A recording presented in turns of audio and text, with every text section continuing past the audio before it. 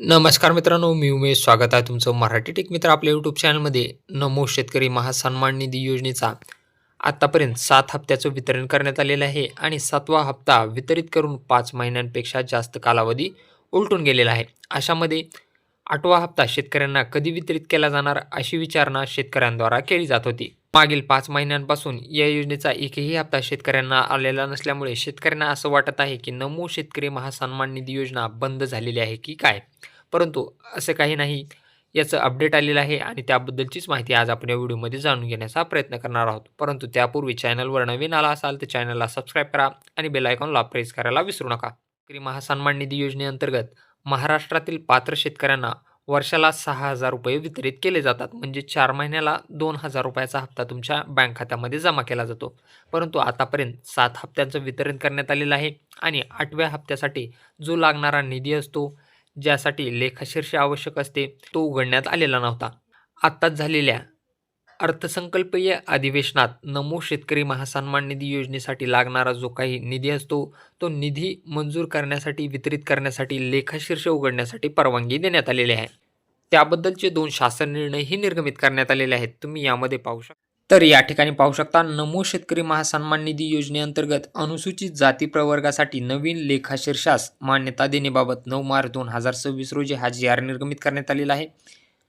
या ठिकाणी पाहू शकता, केंद्र शासनाच्या प्रधानमंत्री किसान सन्मान निधी योजनेच्या धर्तीवर राज्यात नमो शेतकरी महासन्मान निधी योजना ही योजना राबवण्यास उपरोक्त वाचा क्रमांक 1 येथील शासन निर्णयान्वये मान्यता देण्यात आलेली आहे. प्रस्तुत योजनेअंतर्गत सर्वसाधारण प्रवर्गातील शेतकऱ्यांसोबतच अनुसूचित जाती प्रवर्गामधील शेतकऱ्यांना देखील लाभ देण्यात येतो. या योजनेतून अनुसूचित जाती या घटकाकरता देण्यात येणाऱ्या लाभ भागासाठी स्वतंत्र लेखाशीर्ष उपलब्ध करून देण्यास महालेखाकार कार्यालयाचे वाचा क्रमांक 2 येथील पत्रान्वये मान्यता दिली आहे. त्यास अनुसरून नमो शेतकरी महासन्मान निधी योजनेअंतर्गत अनुसूचित जाती प्रवर्गाकरता नवीन लेखाशीर्षास मान्यता देण्याची बाब शासनाच्या विचाराधीन होती.